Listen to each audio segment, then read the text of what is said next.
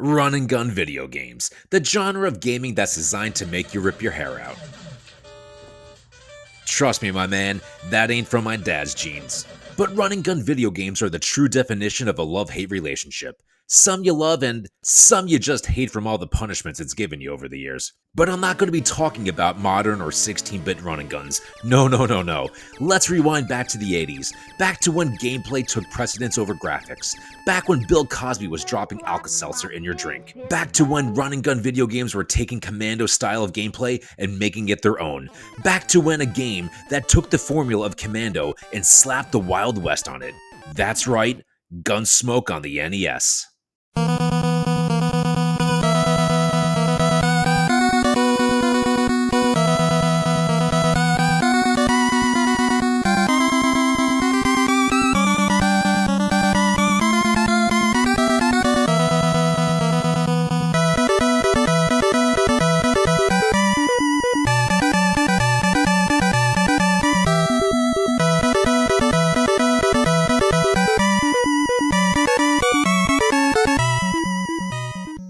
Now let's get one thing out of the way. I love this game. This game, among others of course, just defines the NES for me. A game that just works so well on the system. Now, to be honest, I kinda have Stockholm Syndrome when it comes to this game.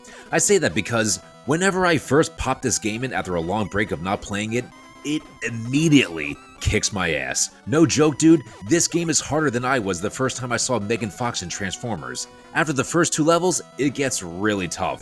And I'm not talking about regular tough, I'm talking NES hard. I get frustrated. I get annoyed after getting killed by some bullshit out of nowhere bullet that I easily could have avoided, but didn't due to my lack of patience and false level of confidence.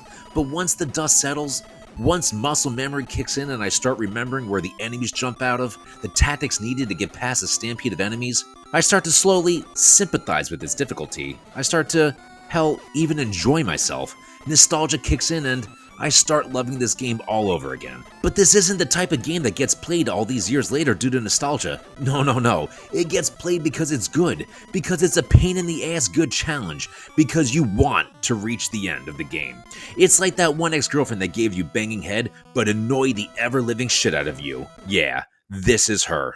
But even though this game is tough, don't let that dissuade you from trying this game if you've never played it before. The solid gameplay, the addicting 8-bit tunes, the overall classic NES feel that brings you back to a simpler time, this is a must-own for the NES. Now, just by watching the gameplay, anyone with an IQ over 69 can pretty much see how this game is played. It's the classic Wild West bullshit. It takes place in 1849. A gang called the Wingates take over the town of Hicksville. They kill the sheriff.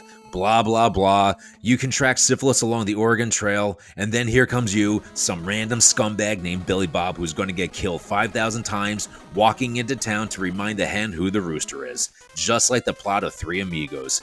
Anywho. But with any run and gun game, you got your classic power-ups. Starting with the Capcom, however you say that, whatever. The red pinwheel that grants you an extra life. The blue pinwheel that gives you temporary invincibility. The POW button that kills everything on screen. Classic arcade goodness. Ooh, and don't forget about the pain in the fucking ass wanted signs. You're gonna need these in order to fight the boss to advance to the next level. Without these, the level will just run on a constant loop like Green Day's Boulevard of Broken Dreams on the radio back in early 2005. You either find these wanted signs in a designated hiding spot like here, or you pay like $50,000 for it. Awesome. Now, my favorite power-up by far is the horse. See, when you get good at this game, you can actually make it to the end of the level without getting shot. But just like in Contra, all it takes is one bullet to kill you. Having this bullet-absorbing horse allows you to take several shots to the face without dying and blow through the level. No jokes on that one. But wait, there's more. Then you got your classic weapon power-ups, the rifles that increase your shot distance, the boots that increase your walking speed. Avoid these cattle skulls cause these suckers will lower your power-ups if you touch this. Fuck, there's more to talk about? Oh, that's right, the weapon upgrades. The shotgun that does a spread shot, the machine gun that's pretty much like an insanely fast pistol, the Magnum, which is the condom that never fit on my dick.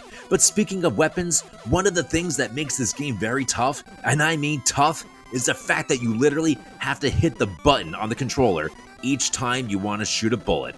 Yes, the old school non-turbo shoot 'em up. Fuck, man. One button click equals one round of bullets. In no time, your thumb is going to be throbbing like Dirk Diggler on day one of principal photography. But there is light at the end of this tunnel. If you're playing on OG hardware and own an NES Advantage, use the turbo button.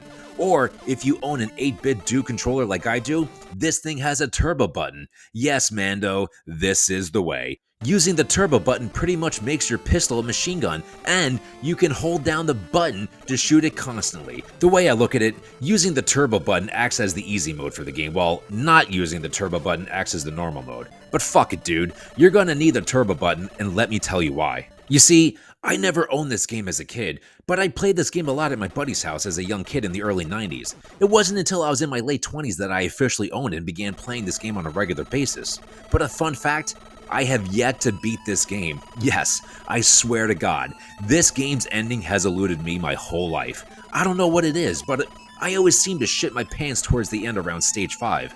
I do remember making it to the final stage back in the day, but while capturing the gameplay footage for this video, I kept dying on stage 4. I'm sure there's plenty of you guys watching this video who have beaten this game before thinking, wow, this guy's a fucking loser. And yeah, no shit, dude, have you seen my basement wall?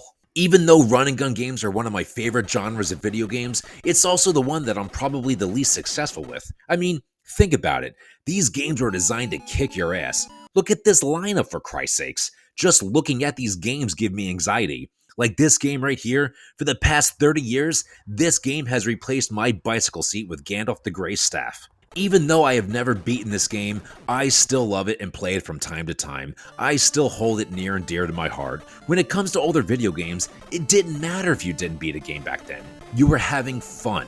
That was the whole point of playing these games, to have fun. These games weren't designed to be beaten by everyone. It was rare and a total feather in your cap if you had beaten a retro game back then. I guess it's kind of like the equivalent to 100%ing a modern game today, as I feel modern games are designed to be beaten by everyone. I feel like they're designed to make the player feel as if they got their money's worth, and then sprinkle in some bullshit microtransactions and a list of achievements to extend its life cycle. Retro games didn't give a shit about that. Well, I guess they couldn't because of the lack of technology back then, but you get the idea. They didn't care if you didn't get past the first level. Do or do not, there is no try. You either give up and never play this game again, or you put your blood, sweat, and tears into it, and maybe, just maybe, you'll see the bullshit end screen after 30 years of playing it. I know I never will, but fuck it, who cares? I still love this game no matter what.